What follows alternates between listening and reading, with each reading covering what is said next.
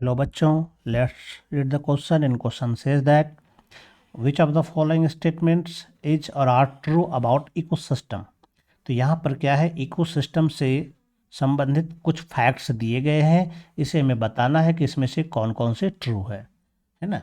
तो चलिए हम लोग जानते हैं, एक एक करके सबके बारे में समझते हैं. जैसे फर्स्ट में हमारे पास पहला ऑप्शन जो यहाँ पर मौजूद है वो है पहला नंबर ऑप्शन में कि जो टर्म इकोसिस्टम है ये किसके द्वारा दिया गया था.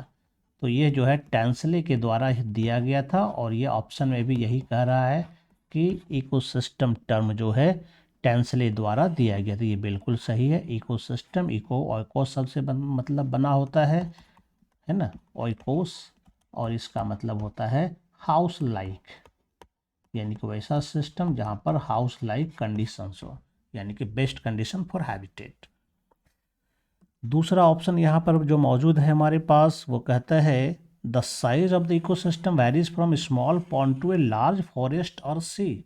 तो ये बी नंबर ऑप्शन भी हमारा बिल्कुल सही कहता है, क्योंकि इकोसिस्टम का जो साइज होता है यह काफ़ी छोटा भी हो सकता है और काफ़ी बड़ा भी हो सकता है ना. इसका साइज वेरीज करता है ना. यहाँ तक कि एक ओनली वन ट्री भी एक इकोसिस्टम हो सकता है. ये वन ड्रॉप ऑफ वाटर भी एक इकोसिस्टम हो सकता है. यहाँ तक कि पूरा का पूरा फॉरेस्ट भी एक इकोसिस्टम हो सकता है ना.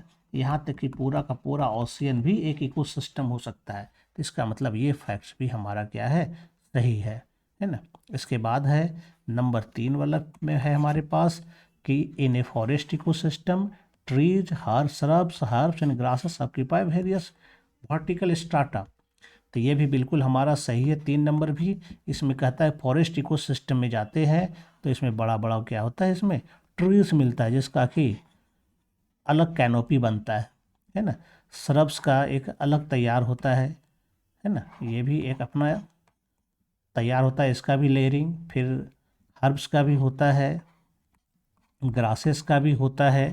तो यहाँ पर अगर हम देखें तो सब का जो स्ट्रेटा होता है बिल्कुल अलग अलग होता है. ये इसका स्ट्रेटा ये होता है, इसका ये हुआ, इसका ये हुआ, इस तो सब अलग अलग हाइट के हैं. इसको हम लोग कहते हैं स्ट्राटिफिकेशन, है ना. तो फॉरेस्ट में हमको हर एक स्पेसिस का अलग अलग स्ट्राटिफिकेशन देखने के लिए मिल सकता था. ये फैक्ट भी हमारा सही है.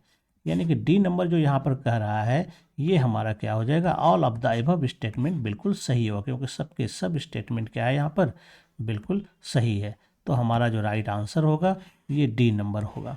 I hope you understand it well and best of luck. Thank you.